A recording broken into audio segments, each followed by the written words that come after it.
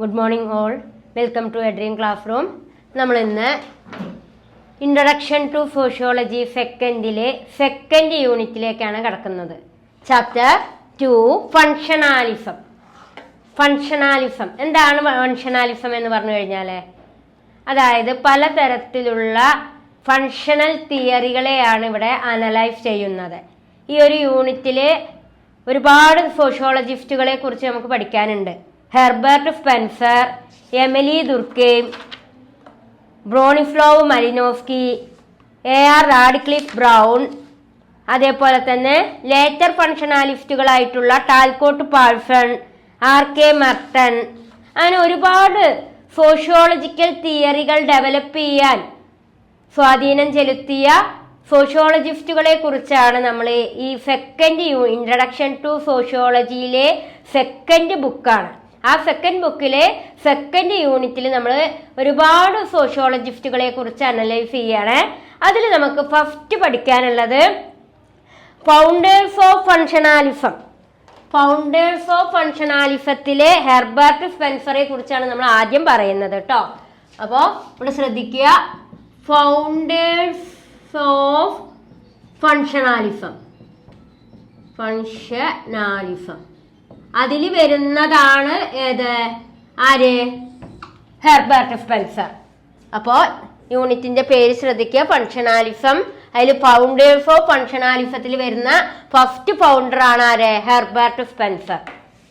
Herbert Spencer. സ്പെൻസറിനെ കുറിച്ച് ഒരു ലഘു വിവരണമാണ് ടീച്ചർ ഇവിടെ എഴുതിയിട്ടിട്ടുള്ളത്. വളരെ ഇമ്പോർട്ടൻ്റ് ആയിട്ടുള്ള ഒരു ഫങ്ഷണലിസ്റ്റ് ആണ് ആര്? Herbert Spencer. അവിടെ ശ്രദ്ധിക്കൂ, ഹെർബർട്ട് സ്പെൻസർ.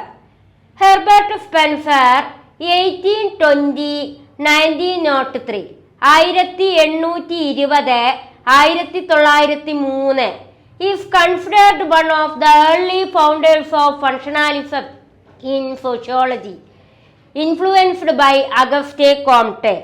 അതായത് സമൂഹശാസ്ത്രത്തിലെ ആദ്യത്തെ ഫങ്ഷണലിസ്റ്റുകളിൽ ഒരാളായിട്ടാണ് ആരെ പരിഗണിക്കുന്നത്? ഹെർബർട്ട് സ്പെൻസറെ പരിഗണിക്കുന്നത്. മാത്രല്ല അഗസ്റ്റേ കോംറ്റന്റെ ആശയങ്ങൾ ആരെ സ്വാധീനിച്ചിരുന്നു? ഹെർബർട്ട് സ്പെൻസറെ ഇൻഫ്ലുവൻസ്ഡ് ചെയ്തിരുന്നു. ഹെർബർട്ട് സ്പെൻസർ 1820 1903 1820 1903 കാലഘട്ടത്തിൽ ആധുനിക ഫങ്ഷണലിസ്റ്റുകളിൽ പ്രധാനപ്പെട്ട ഒരു ഫങ്ഷണലിസ്റ്റ് ആയിട്ടാണ് ഹെർബർട്ട് സ്പെൻസറെ അറിയപ്പെടുന്നത്. അദ്ദേഹത്തെ ആരുടെ തിയറികളിൽ ഇൻഫ്ലുവൻസ് ചെയ്തിരുന്നു? Auguste Comte. Influenced by Auguste Comte.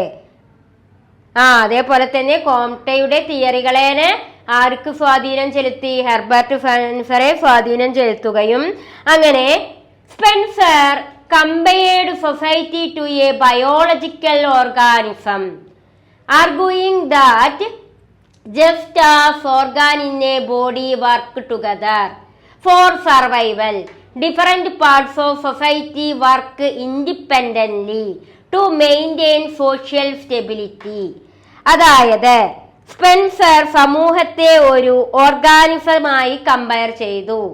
Biological ഓർഗാനിസമായിട്ട്, ജൈവശാസ്ത്രപരമായ ഓർഗാനിസമായിട്ട് സ്പെൻസർ സമൂഹത്തെ എന്ത് ചെയ്തു എന്നാ പറയുന്നത്? കമ്പയർഡ്, താരതമ്യം ചെയ്തു.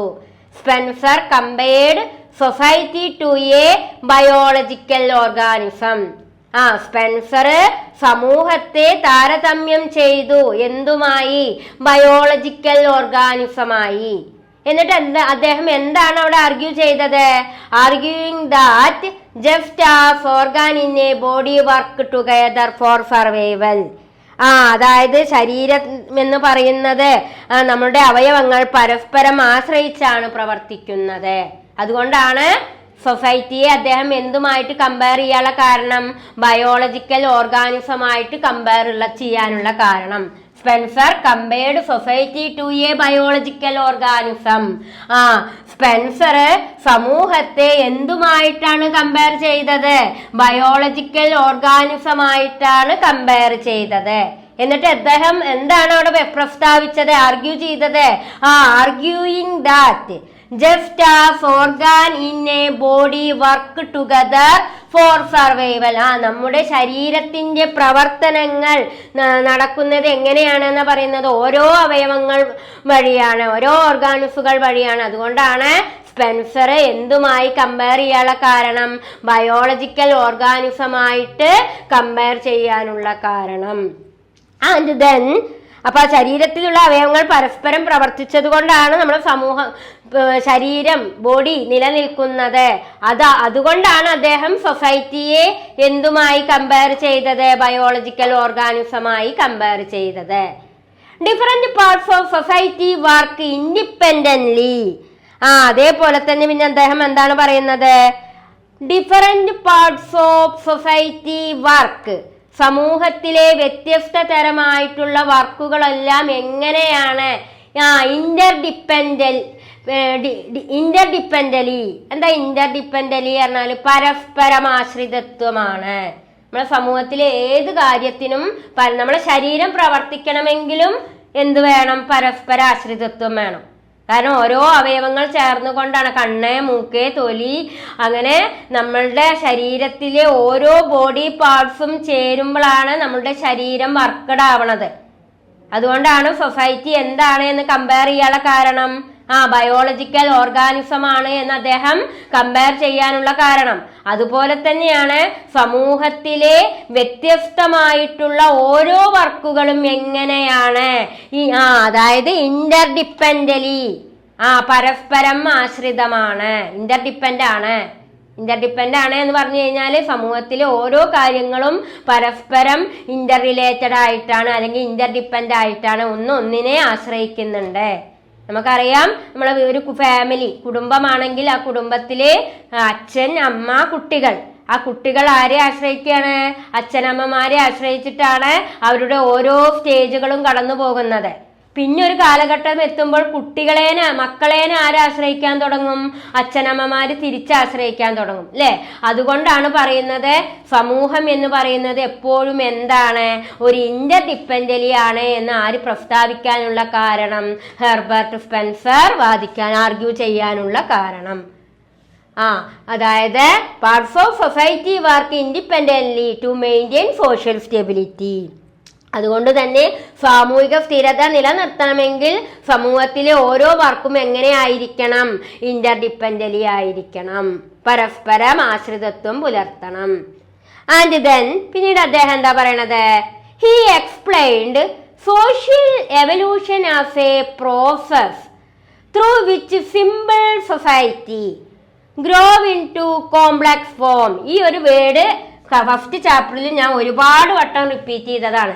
എന്താ? സാമൂഹിക പരിണാമം എന്ന് പറഞ്ഞാൽ എന്താണ്? ഒരു സിമ്പിൾ സൊസൈറ്റിയിൽ നിന്നും കോംപ്ലക്സ് സൊസൈറ്റിയിലേക്കുള്ള മാറ്റത്തെയാണ് സോഷ്യൽ എവല്യൂഷൻ എന്ന് പറയുക. ഈ ഒരു കാര്യം ഞാൻ പല ടോപ്പിക്കുകളിലായിട്ട് ഫസ്റ്റ് യൂണിറ്റിൽ ഒരുപാട് പ്രാവശ്യം പറഞ്ഞ കാര്യം തന്നെയാണ്. He explained social evolution as a process. സാമൂഹിക പരിണാമം എന്ന് പറയുന്നത് ഒരു പ്രക്രിയയാണ്. എന്തിൽ നിന്നും എന്തിലേക്കുള്ള പ്രോസസ്സാ? Simple society grow into complex form. ഒരു ലളിത സമൂഹത്തിൽ നിന്നും ഒരു കോംപ്ലക്സ് സൊസൈറ്റിയിലേക്കുള്ള ഒരു പ്രക്രിയയായിട്ടാണ് സാമൂഹിക പരിണാമത്തെ ആര് വിലയിരുത്തുന്നത്? ഹെർബർട്ട് സ്പെൻസർ വിലയിരുത്തുന്നത്. With more differentiated and specialised parts. പക്ഷെ അതെങ്ങനെയാണ്? വ്യത്യസ്തവും അതേപോലെ തന്നെ സ്പെഷ്യലൈസ്ഡുമാണ്, പരിശീലനം നിറഞ്ഞതുമാണ്. സാമൂഹിക പരിണാമം എന്ന് പറയുന്നത് സിമ്പിൾ സൊസൈറ്റിയിൽ നിന്നും കോംപ്ലക്സ് ഫോമിലേക്കുള്ള ഒരു വളർച്ചയാണ്. ആ വളർച്ച എന്ന് പറയുമ്പോൾ അത് more differentiated and specialised parts. അത് വളരെയധികം വ്യത്യസ്തവും അതേപോലെ തന്നെ എന്താണ്? സ്പെഷ്യലൈസ്ഡുമാണ്, പരിശീലനം നിറഞ്ഞതുമാണ്. നമുക്കറിയാം, നമ്മളൊരു സിമ്പിൾ സൊസൈറ്റിയിൽ നിന്നും ഒരു കോംപ്ലക്സ് സൊസൈറ്റിയിലേക്ക് മാറ്റപ്പെടുമ്പോൾ നമ്മൾ ആ കോംപ്ലക്സ് സൊസൈറ്റിയിലേക്ക് തന്നെയൊന്നും മാറില്ല. ഒരു ലളിത സമൂഹത്തിൽ നിന്നും നമ്മൾ സങ്കീർണ സമൂഹത്തിലേക്ക് മാറണം എന്നുണ്ടെങ്കിൽ അവിടെ എന്താ ആവശ്യ? സ്പെഷ്യലൈസേഷൻ, പരിശീലനം ആവശ്യമാണ്. പരിശീലനം എന്ന് പറയുമ്പോൾ ഒരു കുട്ടിയുടെ പരിശീലനം എവിടെ നിന്നാ തുടങ്ങുക? ആ കുട്ടി ജനിച്ചു വളരുന്ന ഫസ്റ്റ് സ്റ്റേജ് തൊട്ടിട്ട് പരിശീലനം, ആ കുട്ടി LKG ചേർത്തും UKG ചേർത്തും അങ്ങനെ അങ്ങനെ അങ്ങനെ ആ കുട്ടി 10th കംപ്ലീറ്റ് ആക്കും, +2 കംപ്ലീറ്റ് ആക്കും, ഹയർ സ്റ്റഡീസിന് പോവും. അപ്പോഴൊക്കെ ആ കുട്ടിയിലേക്ക് നൽകുന്നത് എന്താണ്? സ്പെഷ്യലൈസ്ഡ് പാർട്സ്, പരിശീലനമാണ്. നമ്മളെ സങ്കീർണമായ ഒരു സമൂഹത്തിലേക്ക് ഒരാളെ ഇതാക്കണമെങ്കിൽ എന്ത് വേണം? നമ്മൾക്ക് പരിശീലനം നൽകണം. പരിശീലനത്തിലൂടെയാണ് നമ്മൾ എന്തിലേക്ക് മാറ്റപ്പെടുക? ഒരു കോംപ്ലക്സ് സൊസൈറ്റിയിലേക്ക് മാറ്റപ്പെടുക എന്നാണ് ആരിവിടെ ആർഗ്യൂ ചെയ്യുന്നത്? Herbert Spencer. ആൻഡ് ദെൻ അടുത്തതായിട്ട് എന്താ അദ്ദേഹം പറയുന്നത്? Spencer emphasized that every structure in society perform specific function necessary for the survival and continuity of the whole social system. സമൂഹത്തിന്റെ ഓരോ ഘടനയും സമൂഹത്തിന്റെ സ്ഥിരതയും തുടർച്ചയും നിലനിർത്താൻ വേണ്ടിയുള്ളതാണ്. ഓരോ സോഷ്യൽ സ്ട്രക്ചറും എന്തിനു വേണ്ടിയിട്ടാണുള്ളതാണ് എന്നാ പറയുന്നത്? സമൂഹത്തിന്റെ ഓരോ സ്ട്രക്ചറും സമൂഹത്തിന്റെ തുടർച്ച നിലനിർത്താൻ വേണ്ടി. അതേപോലെ തന്നെ കണ്ടിന്യൂറ്റി പറഞ്ഞാൽ എന്താ? തുടർച്ച. സമൂഹത്തിൽ ഉണ്ടാകുന്ന ഓരോ ഘടനാപരമായിട്ടുള്ള കാര്യങ്ങളും സ്ട്രക്ചറൽ ബേസിക്കലായിട്ടുള്ള കാര്യങ്ങളൊക്കെ എന്ത് നിലനിർത്താൻ വേണ്ടിയിട്ടാണ്? കണ്ടിന്യൂറ്റി നിലനിർത്താൻ വേണ്ടിയിട്ടാണ് എന്നാണ് ആര് പ്രസ്താവിക്കുന്നത്? Herbert Spencer. അപ്പോൾ Spencer emphasized that every structure in society performs specific function necessary for the survival and continuity of the whole social system. സമൂഹത്തിന്റെ തുടർച്ച നിലനിർത്തുന്നതിന് വേണ്ടിയിട്ടാണ് ഏത് പെർഫോം ഉള്ളത്? സൊസൈറ്റിയിലെ ഓരോ സ്ട്രക്ചറും നിലകൊള്ളുന്നത്. ആൻഡ് ദെൻ പിന്നെന്താ അദ്ദേഹം പറയുന്നത്? His major ideas include weaving society as an interconnected system. അതേപോലെ തന്നെ ഈ ഓരോ ആശയങ്ങളും എങ്ങനെയാണ് നിലകൊള്ളുന്നത്? ഇന്റർകണക്റ്റഡ്. ഞാൻ നേരത്തെ പറഞ്ഞു ഇന്റർഡിപ്പെൻഡ് ആണ്, അതേപോലെ തന്നെ ഇന്റർകണക്റ്റഡ് ആണ്. His major ideas include viewing society as an interconnected system, understanding social institution through their function and studying how societal needs are met for maintaining order and cohesion. അതായത് അദ്ദേഹം പറയണം സാമൂഹ്യ ക്രമം എങ്ങനെ നിലനിൽക്കുന്നു എന്നതിനെ പഠിക്കേണ്ടതിന്റെ പ്രാധാന്യത്തെക്കുറിച്ചും അദ്ദേഹം എന്ത് ചെയ്യുന്നു? ഊന്നിപ്പറയുന്നു. ഒരു സോഷ്യൽ ഇൻസ്റ്റിറ്റ്യൂഷൻ, സാമൂഹിക സ്ഥാപനം, അതേപോലെ തന്നെ സാമൂഹിക ക്രമം, മെയിൻറ്റെയിനിങ് ഓർഡർ എന്ന് പറഞ്ഞാൽ എന്താണ്? സമൂഹത്തിലുള്ള ആ ക്രമം എങ്ങനെ നിലനിർത്തണം എന്നതിനെ കുറിച്ചുള്ള സാമൂഹിക ക്രമം എങ്ങനെ നിലനിൽക്കുന്നു, അതെങ്ങനെ പഠിക്കണം എന്നതിനെ കുറിച്ചും അദ്ദേഹം എന്ത് ചെയ്യുന്നു? പറയുന്നു. അപ്പൊ ഇത്രയും കാര്യങ്ങളാണ് ഫങ്ഷണലിസം എന്ന ഒരു തിയറിയിലെ ഹെർബർട്ട് സ്പെൻസർ പ്രസ്താവിക്കുന്നത് കേട്ടോ. വളരെ ഷോർട്ടായിട്ടാണ് ടീച്ചർ ഇവിടെ എഴുതി വെച്ചിട്ടുള്ളത്. ഞാൻ എഴുതിയതന്നെ നിങ്ങൾ എഴുതിയെടുക്കാൻ ശ്രമിക്കുക. കാരണം ടെക്സ്റ്റ് ബുക്കിൽ വളരെ വൈഡാണ്, അതിൻ്റെ ഒരു ഷോർട്ടായിട്ടാണ് ടീച്ചർ ഇവിടെ എഴുതിയിട്ടിട്ടുള്ളത്. അപ്പോൾ ഇതന്നെ നിങ്ങൾ എഴുതിയെടുക്കുക. ഇതിലെന്ത് നിങ്ങൾക്ക് ഡൗട്ട് വന്നാലും നിങ്ങൾക്ക് ഡൗട്ട് ക്ലിയർ ചെയ്യാം കേട്ടോ. ഡൗട്ട് ക്ലിയറൻസ് നമ്മൾ വെക്കുമല്ലോ, അപ്പോഴൊക്കെ ക്ലിയർ ചെയ്യാം. അപ്പോൾ ഇത്രയും കാര്യങ്ങളാണ് ഹെർബർട്ട് സ്പെൻസറിന്റെ ഫങ്ഷണലിസ്റ്റ് തിയറിയിൽ അദ്ദേഹം പ്രസ്താവിക്കുന്നത് കേട്ടോ. ഇനി നമ്മൾക്ക് അടുത്തതായിട്ട് പഠിക്കാനുള്ളത് എമിലി ദുർക്കെയ്ം. ഒരു ഫങ്ഷണലിസ്റ്റ് സോഷ്യോളജിസ്റ്റ് ആണ് എമിലി ദുർക്കെയ്ം. എന്താണ് എമിലി ദുർക്കെയ്ം പ്രസ്താവിക്കുന്ന കാര്യങ്ങൾ എന്ന് നമുക്ക് നോക്കാം. Okay, good morning all, welcome to a dream classroom. നമ്മൾ ഇന്ന് ഇൻട്രൊഡക്ഷൻ ടു സോഷ്യോളജി സെക്കൻഡ് യൂണിറ്റിലേക്കാണ് കിടക്കുന്നത്. Chapter 2 functionalism. എന്താണ് ഫങ്ഷണാലിസം എന്ന് പറഞ്ഞു കഴിഞ്ഞാൽ, അതായത് പലതരത്തിലുള്ള ഫങ്ഷണൽ തിയറികളെയാണ് ഇവിടെ അനലൈസ് ചെയ്യുന്നത്. ഈ ഒരു യൂണിറ്റിൽ ഒരുപാട് സോഷ്യോളജിസ്റ്റുകളെ കുറിച്ച് നമുക്ക് പഠിക്കാനുണ്ട്.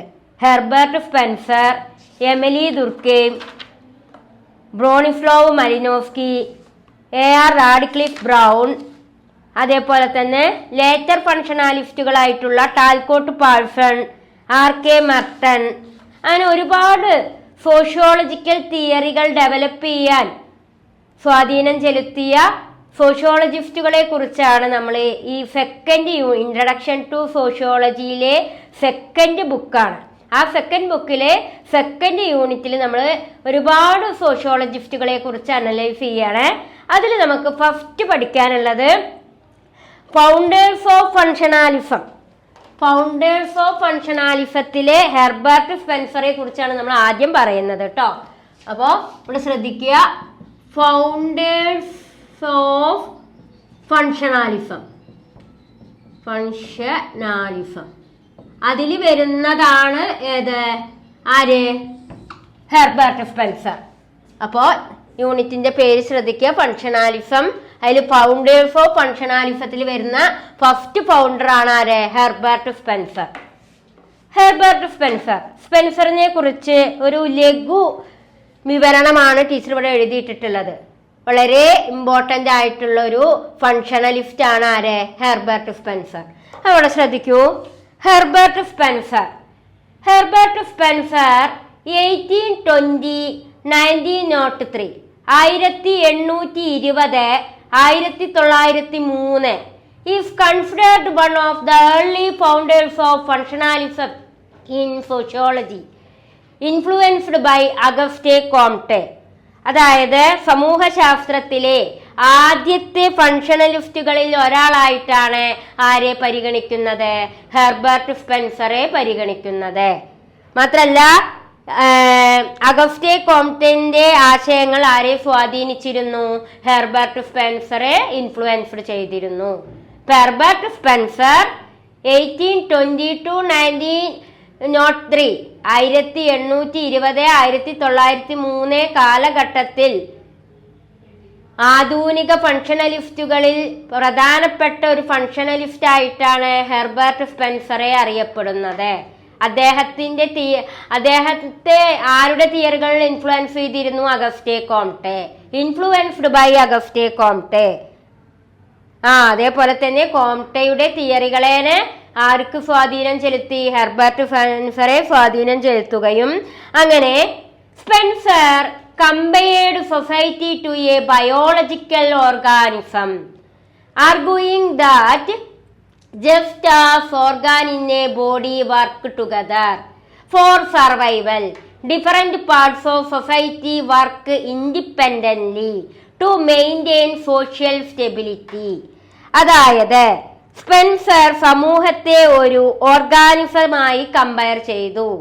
ബയോളജിക്കൽ ഓർഗാനിസമായിട്ട്, ജൈവശാസ്ത്രപരമായ ഓർഗാനിസമായിട്ട് സ്പെൻസർ സമൂഹത്തെ എന്ത് ചെയ്തു എന്നാ പറയുന്നത്, കമ്പയർഡ്, താരതമ്യം ചെയ്തു. Spencer compared society to a biological organism. Spencer സമൂഹത്തെ താരതമ്യം ചെയ്തു എന്തുമായി, ബയോളജിക്കൽ ഓർഗാനിസമായി. എന്നിട്ട് അദ്ദേഹം എന്താണ് അവിടെ ആർഗ്യൂ ചെയ്തത്, arguing that just as organ in a body work together for survival. അതായത് ശരീരം എന്ന് പറയുന്നത് നമ്മുടെ അവയവങ്ങൾ പരസ്പരം ആശ്രയിച്ചാണ് പ്രവർത്തിക്കുന്നത്. അതുകൊണ്ടാണ് സൊസൈറ്റിയെ അദ്ദേഹം എന്തുമായിട്ട് കമ്പയർ ചെയ്യാനുള്ള കാരണം, ബയോളജിക്കൽ ഓർഗാനിസമായിട്ട് കമ്പയർ ചെയ്യാനുള്ള കാരണം. Spencer compared society to a biological organism. Spencer സമൂഹത്തെ എന്തുമായിട്ടാണ് കമ്പയർ ചെയ്തത്, ബയോളജിക്കൽ ഓർഗാനിസമായിട്ടാണ് കമ്പയർ ചെയ്തത്. എന്നിട്ട് അദ്ദേഹം എന്താണ് അവിടെ പ്രസ്താവിച്ചത്, ആർഗ്യൂ ചെയ്തത്, arguing that just as organ in a body work together for survival. നമ്മുടെ ശരീരത്തിന്റെ പ്രവർത്തനങ്ങൾ നടക്കുന്നത് എങ്ങനെയാണെന്ന് പറയുന്നത് ഓരോ അവയവങ്ങൾ വഴിയാണ്, ഓരോ ഓർഗാനിസുകൾ വഴിയാണ്. അതുകൊണ്ടാണ് സ്പെൻസർ എന്തുമായി കമ്പയർ ചെയ്യാനുള്ള കാരണം, ബയോളജിക്കൽ ഓർഗാനിസമായിട്ട് കമ്പയർ ചെയ്യാനുള്ള കാരണം. ആൻഡ് ദെൻ അപ്പൊ ശരീരത്തിലുള്ള അവയവങ്ങൾ പരസ്പരം പ്രവർത്തിച്ചത് കൊണ്ടാണ് നമ്മുടെ ശരീരം, ബോഡി നിലനിൽക്കുന്നത്. അതുകൊണ്ടാണ് അദ്ദേഹം സൊസൈറ്റിയെ എന്തുമായി കമ്പയർ ചെയ്തത്, ബയോളജിക്കൽ ഓർഗാനിസമായി കമ്പയർ ചെയ്തത്. Different parts of society work independently. അതേപോലെ തന്നെ പിന്നെ അദ്ദേഹം എന്താണ് പറയുന്നത്, different parts of society work, സമൂഹത്തിലെ വ്യത്യസ്ത തരമായിട്ടുള്ള വർക്കുകളെല്ലാം എങ്ങനെയാണ് ഇന്റർഡിപ്പെൻഡലി എന്താ ഇന്റർഡിപ്പെൻഡലി പറഞ്ഞാൽ പരസ്പരമാശ്രിതത്വമാണ്. നമ്മുടെ സമൂഹത്തിലെ ഏത് കാര്യത്തിനും നമ്മുടെ ശരീരം പ്രവർത്തിക്കണമെങ്കിലും എന്ത് വേണം? പരസ്പരാശ്രിതത്വം വേണം. കാരണം ഓരോ അവയവങ്ങൾ ചേർന്നുകൊണ്ടാണ് കണ്ണ്, മൂക്ക്, തൊലി, അങ്ങനെ നമ്മളുടെ ശരീരത്തിലെ ഓരോ ബോഡി പാർട്സും ചേരുമ്പോഴാണ് നമ്മളുടെ ശരീരം വർക്കഡ് ആവണത്. അതുകൊണ്ടാണ് സൊസൈറ്റി എന്താണ് എന്ന് കമ്പയർ ചെയ്യാനുള്ള കാരണം ബയോളജിക്കൽ ഓർഗാനിസം ആണ് എന്ന് അദ്ദേഹം കമ്പയർ ചെയ്യാനുള്ള കാരണം. അതുപോലെ തന്നെയാണ് സമൂഹത്തിലെ വ്യത്യസ്തമായിട്ടുള്ള ഓരോ വർക്കുകളും എങ്ങനെയാണ് അതായത് ഇന്റർഡിപ്പെൻഡലി പരസ്പരം ആശ്രിതമാണ്, ഇന്റർഡിപ്പെൻഡ് ആണ് എന്ന് പറഞ്ഞു കഴിഞ്ഞാൽ സമൂഹത്തിലെ ഓരോ കാര്യങ്ങളും പരസ്പരം ഇന്റർ റിലേറ്റഡ് ആയിട്ടാണ് അല്ലെങ്കിൽ ഇന്റർഡിപ്പെൻഡ് ആയിട്ടാണ്, ഒന്നിനെ ആശ്രയിക്കുന്നുണ്ട്. നമുക്കറിയാം നമ്മളെ ഒരു ഫാമിലി കുടുംബമാണെങ്കിൽ ആ കുടുംബത്തിലെ അച്ഛൻ, അമ്മ, കുട്ടികൾ, ആ കുട്ടികൾ ആരെ ആശ്രയിക്കുകയാണ്? അച്ഛനമ്മമാരെ ആശ്രയിച്ചിട്ടാണ് അവരുടെ ഓരോ സ്റ്റേജുകളും കടന്നു പോകുന്നത്. പിന്നെ ഒരു കാലഘട്ടം എത്തുമ്പോൾ മക്കളേനെ ആശ്രയിക്കാൻ തുടങ്ങും? അച്ഛനമ്മമാര് തിരിച്ചാശ്രയിക്കാൻ തുടങ്ങും അല്ലെ? അതുകൊണ്ടാണ് പറയുന്നത് സമൂഹം എന്ന് പറയുന്നത് എപ്പോഴും എന്താണ്? ഒരു ഇന്റർഡിപ്പെൻഡലി ആണ് എന്ന് ആര് പ്രസ്താവിക്കാനുള്ള കാരണം? ഹെർബർട്ട് സ്പെൻസർ ആർഗ്യൂ ചെയ്യാനുള്ള കാരണം. അതായത് parts of society work independently to maintain social stability. അതുകൊണ്ട് തന്നെ സാമൂഹിക സ്ഥിരത നിലനിർത്തണമെങ്കിൽ സമൂഹത്തിലെ ഓരോ വർക്കും എങ്ങനെ ആയിരിക്കണം? ഇന്റർഡിപ്പെൻഡന്റ്ലി ആയിരിക്കണം, പരസ്പരം ആശ്രിതത്വം പുലർത്തണം. ആൻഡ് ദെൻ പിന്നീട് അദ്ദേഹം എന്താ പറയണത്? He explained social evolution as a process through which simple society grow into complex form. ഈ ഒരു വേർഡ് ഫസ്റ്റ് ചാപ്റ്ററിൽ ഞാൻ ഒരുപാട് വട്ടം റിപ്പീറ്റ് ചെയ്തതാണ്. എന്താ സാമൂഹിക പരിണാമം എന്ന് പറഞ്ഞാൽ എന്താണ്?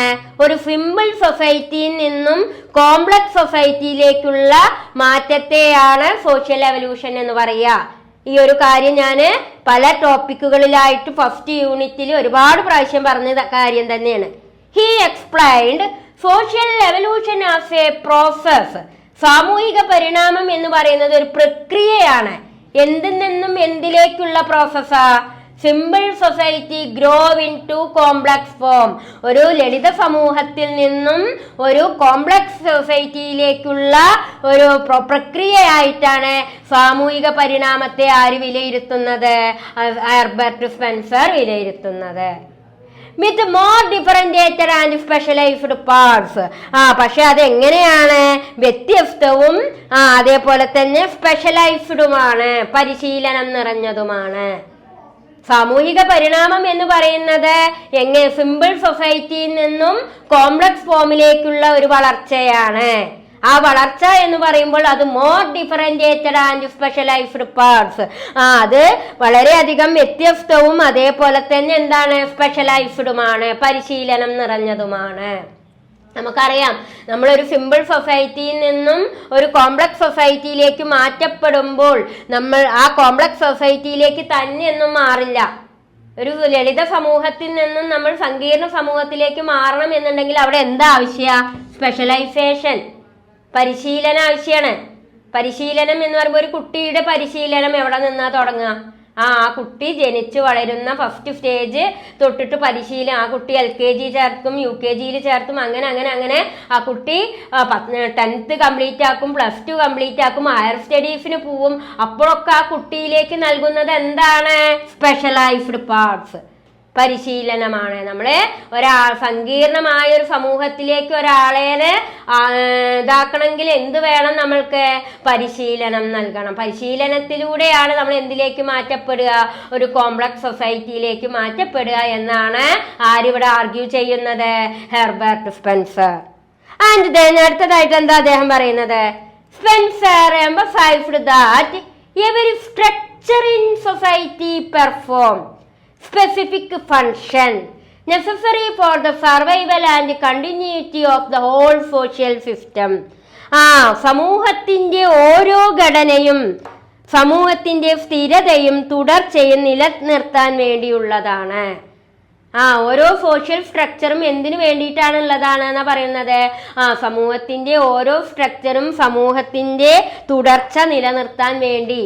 അതേപോലെ തന്നെ കണ്ടിന്യൂറ്റി പറഞ്ഞാൽ എന്താ? തുടർച്ച. സമൂഹത്തിൽ ഉണ്ടാകുന്ന ഓരോ ഘടനാപരമായിട്ടുള്ള കാര്യങ്ങളും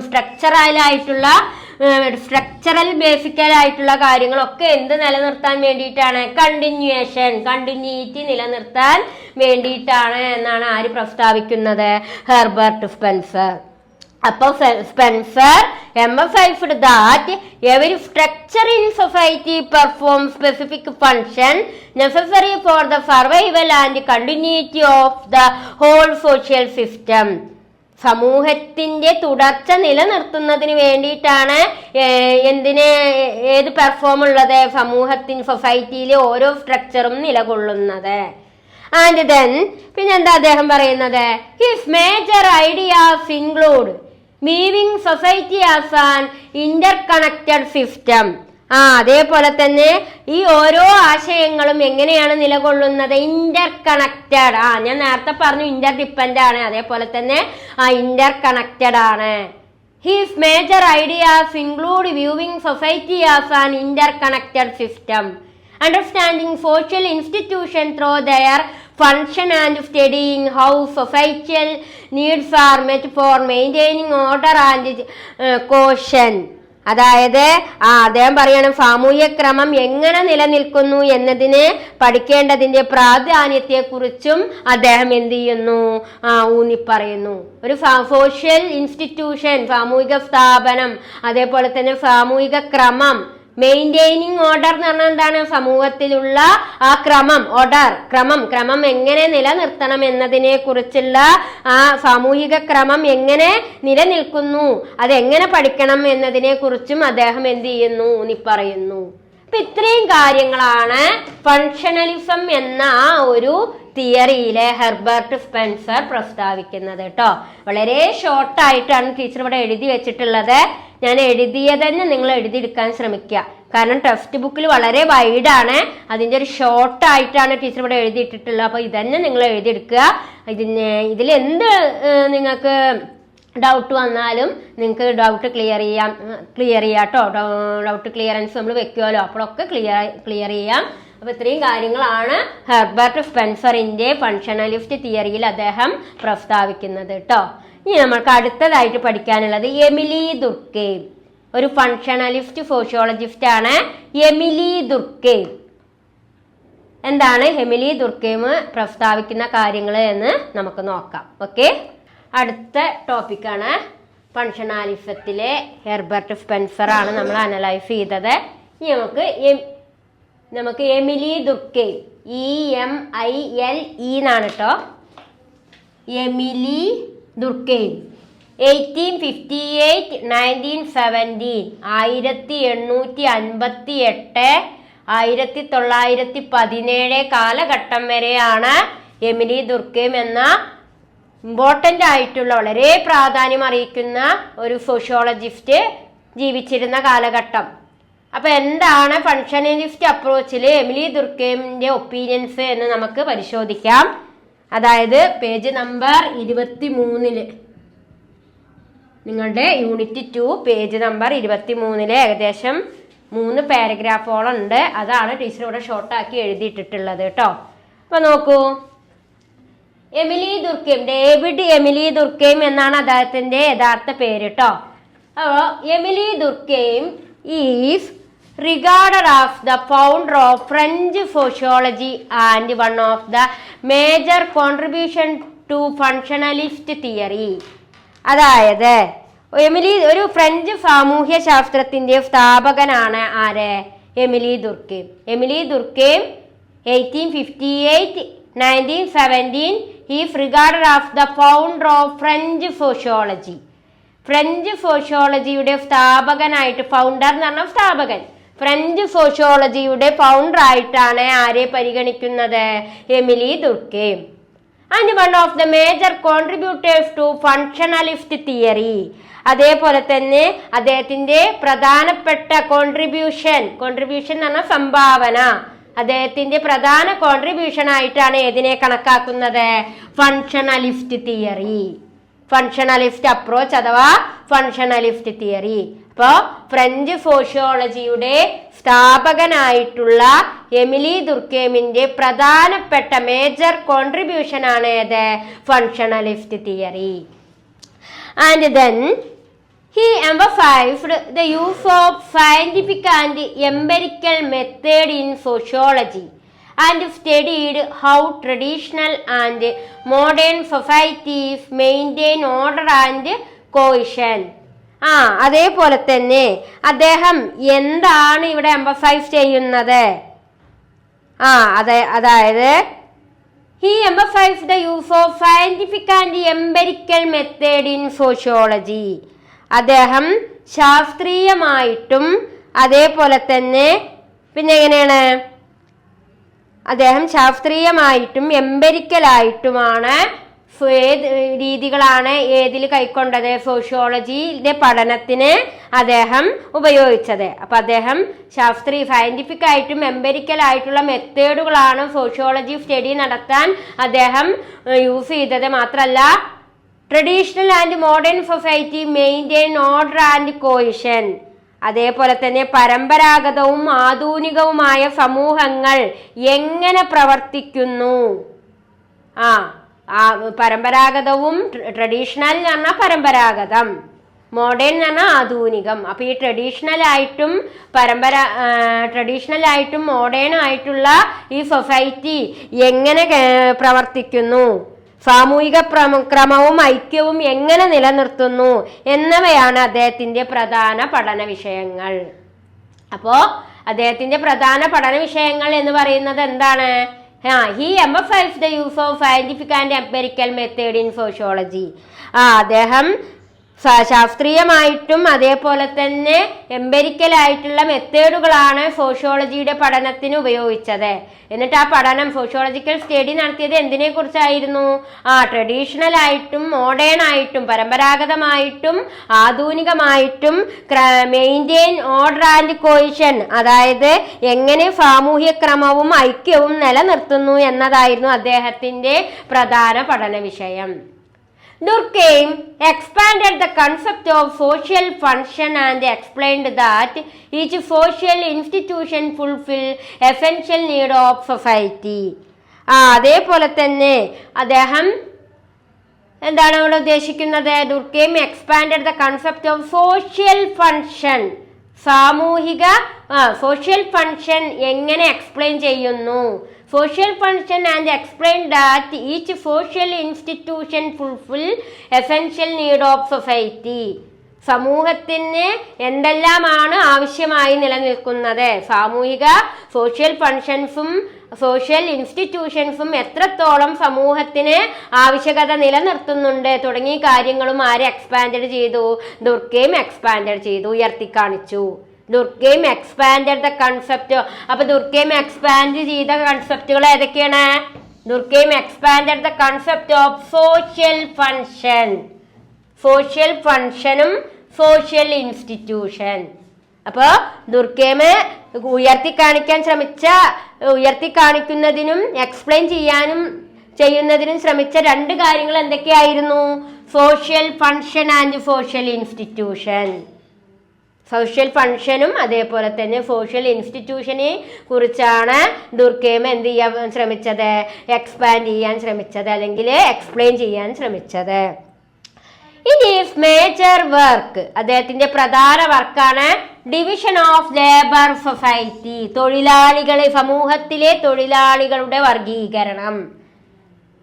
ഇനി മേജർ വർക്ക്, അതായത് എമിലി ദുർക്കെയിമിന്റെ ഒരു പ്രധാനപ്പെട്ട വർക്കായിട്ടാണ് ഏതിനെ അറിയപ്പെടുന്നത്? പ്രധാനപ്പെട്ട അദ്ദേഹത്തിന്റെ ഒരു വർക്ക് എന്ന് പറഞ്ഞാൽ അദ്ദേഹത്തിന്റെ പുസ്തകമാണ് ഏത്?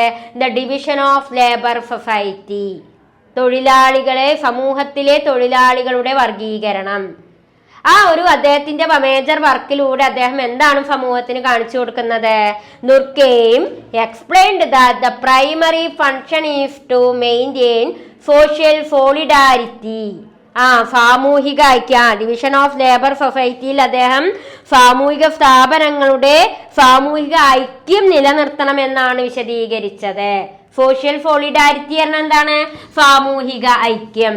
അപ്പൊ അദ്ദേഹത്തിന്റെ പ്രധാനപ്പെട്ട വർക്കായിട്ടുള്ള ഡിവിഷൻ ഓഫ് ലേബർ സൊസൈറ്റി എന്ന ആ പ്രധാനപ്പെട്ട ബുക്കിലൂടെ എന്താണ് ഇവിടെ കാണിച്ചു തരുന്നത്? സോഷ്യൽ സോളിഡാരിറ്റി, സാമൂഹിക ഐക്യം നിലനിർത്തണം. തൊഴിലാളികള് നന്നായിട്ട് വർക്ക് ചെയ്യണമെങ്കിലും അദ്ദേഹത്തിന്റെ പ്രധാന പുസ്തകമാണ് ഡിവിഷൻ ഓഫ് ലേബർ സൊസൈറ്റി. ആ ഡിവിഷൻ ഓഫ് ലേബർ സൊസൈറ്റി എന്ന പുസ്തകത്തിലൂടെ അദ്ദേഹം എന്താണ് എക്സ്പ്ലെയിൻ ചെയ്തത്? Social solidarity. എന്താ സോഷ്യൽ സോളിഡാരിറ്റി എന്നാൽ? സാമൂഹിക ഐക്യം. ഐക്യം എവിടെയും വേണം കേട്ടോ. അത് സ്ഥാപനമായാലും സൊസൈറ്റി ആയാലും വേൾഡ് ആയാലും എവിടെയും നമുക്ക് സോളിഡാരിറ്റി ഉണ്ടെങ്കിലേ എന്തും മുന്നോട്ട് പോവുള്ളൂ. പാർഷ്വാലിറ്റി പാടില്ല, തരംതിരിവ് പാടില്ല, വേർതിരിവ് പാടില്ല. കുറച്ചാളുകൾ ചില കാര്യങ്ങൾ ചെയ്യുക, കുറച്ചാളുകൾ ഒന്നും അറിയാതിരിക്കുക. അത്തരത്തിലുള്ള ഒരു സിറ്റുവേഷൻ ഒരിക്കലും ഒരു പ്രത്യേകിച്ച് തൊഴിലാളികൾക്കിടയിൽ എപ്പോഴും ഒരു സോളിഡാരിറ്റി ഉണ്ടാവുമ്പോഴേ, സാമൂഹിക ഐക്യം ഉണ്ടാവുമ്പോഴേ അത് എന്തുണ്ടാവുള്ളൂ? വളർച്ചയിലേക്ക് എത്തിപ്പെടുള്ളൂ. എന്തിനും സോളിഡാരിറ്റി ആവശ്യമാണ്. അത് കുടുംബത്തിലായാലും സ്ഥാപനങ്ങളിലായാലും മറ്റു പല പൊളിറ്റിക്കലായ രാഷ്ട്രീയമായാലും എവിടെയും എന്ത് വേണമെന്നാണ് അദ്ദേഹം പറയണത്? സോളിഡാരിറ്റി, സോഷ്യൽ സോളിഡാരിറ്റി, സാമൂഹിക ഐക്യം. ആ സോഷ്യൽ സോളിഡാരിറ്റി ഉണ്ടാവുമ്പോഴേ ആ ഒരു മേഖലയ്ക്ക് എന്തുണ്ടാവുള്ളൂ? Improvement tendency. എല്ലാവരും ഒന്നാണ്, പലരും പല രീതിയിലാകുമ്പോൾ അവിടെ എന്തുണ്ടാവും? പാർഷ്യാലിറ്റി ഉണ്ടാവും, വേർതിരിവ് ഉണ്ടാവും, വ്യത്യസ്തത ഉണ്ടാവും. അപ്പോൾ പല രീതിയിലുള്ള ഐക്യമില്ലായ്മ കാരണം ഏത് മേഖലയും തകരാൻ എളുപ്പമാണ്, ഡിപ്രഷൻ ആവാൻ എളുപ്പമാണ്. പക്ഷേ സോഷ്യൽ സോളിഡാരിറ്റി വേണം എന്നാണ് ആര് പ്രസ്താവിച്ചത്? എമിലി ദുർക്കയും പ്രസ്താവിച്ചത്. ഏതിലൂടെ? അദ്ദേഹത്തിന്റെ ഇമ്പോർട്ടന്റ് വർക്കായിട്ടുള്ള ഡിവിഷൻ ഓഫ് ലേബർ സൊസൈറ്റി. അദ്ദേഹം എഴുതിയ ഒരു പ്രധാന ബുക്കാണ് ഏത്? ഡിവിഷൻ ഓഫ് ലേബർ സൊസൈറ്റി, തൊഴിലാളികളുടെ വർഗീകരണം. ആ ബുക്കിലൂടെ അദ്ദേഹം അഭിപ്രായപ്പെട്ടതാണ് എന്തും മുന്നോട്ട് പോകണമെങ്കിൽ നല്ല രീതിയിൽ ഇംപ്രൂവ്മെന്റ് ടെൻഡൻസിയോടുകൂടി ഏതൊരു കാര്യവും നിലനിൽക്കണമെങ്കിൽ അവിടെ എന്ത് വേണം? സോഷ്യൽ സോളിഡാരിറ്റി വേണമെന്ന് ആര് പ്രസ്താവിച്ചു? എമിലി ദുർക്കെയിം പ്രസ്താവിച്ചു. അതേപോലെ തന്നെ he argued that in modern complex society division of labour create interdependence. ഒരു ആധുനിക സങ്കീർണ സമൂഹത്തിൽ ഡിവിഷൻ ഓഫ് ലേബർ എപ്പോഴും എങ്ങനെയാണ്? ഇന്റർഡിപെൻഡൻസ്, പരസ്പരം ആശ്രിതമാണ്. ഇവിടെ ഓരോരുത്തരുടെയും ചിന്തകൾ പരസ്പരം കണക്ട് ചെയ്തുകൊണ്ടാട്ടോ റിപ്പീറ്റ് ചെയ്ത് വരുന്ന ഭാഗങ്ങൾ തന്നെ വീണ്ടും പറയുന്നുണ്ടാവും. അപ്പോൾ നമുക്കിവിടെ ഓരോ സോഷ്യോളജിസ്റ്റുകളുടെയും ആർഗ്യുമെന്റ് ആണ് നമ്മൾ പറയുന്നത്. അത് ഏകദേശം ഒരു ഹെർബർട്ട് സ്പെൻസറും നമുക്ക് എന്ത് പറഞ്ഞിട്ടുണ്ട്? ഇന്റർഡിപെൻഡന്റ് ആണ് എന്ന് പറഞ്ഞിട്ടുണ്ട് അല്ലെ. അത് ബയോളജിക്കൽ ഓർഗാനിസത്തിലാണ് ഇന്റർഡിപെൻഡന്റ് എന്ന് പറഞ്ഞതെങ്കിൽ ഇവിടെ ഡിവിഷൻ ഓഫ് ലേബറിലാണ് ഇന്റർഡിപെൻഡന്റ് ആണ് എന്ന് ആര് പറയണത്? എമിലി ദുർക്കെയിം പറയണം. അത്രേ വ്യത്യാസമുള്ളൂ. സ്പെൻസറും പറയുന്നുണ്ട് ഇന്റർഡിപെൻഡന്റ് ആണ്. അതേപോലെ തന്നെ എമിലി ദുർക്കെയിമും എന്ത് പറയുന്നുണ്ട്? ഇന്റർഡിപെൻഡന്റ് ആണ് എന്ന് പറയുന്നുണ്ട്. ഇന്റർഡിപെൻഡന്റ് ആണ് അറിയാനുള്ള കാരണം എല്ലാവരും പരസ്പരം ആശ്രിതരാണ്. ഇപ്പൊ ഒരു ഓണർ ആണെങ്കിൽ ആ ഓണർ ആരെ ആശ്രയിക്കുന്നുണ്ട്? തൊഴിലാളികളെ ആശ്രയിക്കുന്നുണ്ട്. തൊഴിലാളികൾ ആരെ ആശ്രയിക്കുന്നുണ്ട്? ഓണറെ ആശ്രയിക്കുന്നുണ്ട്. അതുകൊണ്ടാണ് ഏതൊരു മേഖലയും എന്താണ് എന്ന് പറയാനുള്ള കാരണം ഇന്റർഡിപെൻഡന്റ് ആണ്. ഇതേ അഭിപ്രായം തന്നെയാണ് ആരൊക്കെ പറഞ്ഞത്?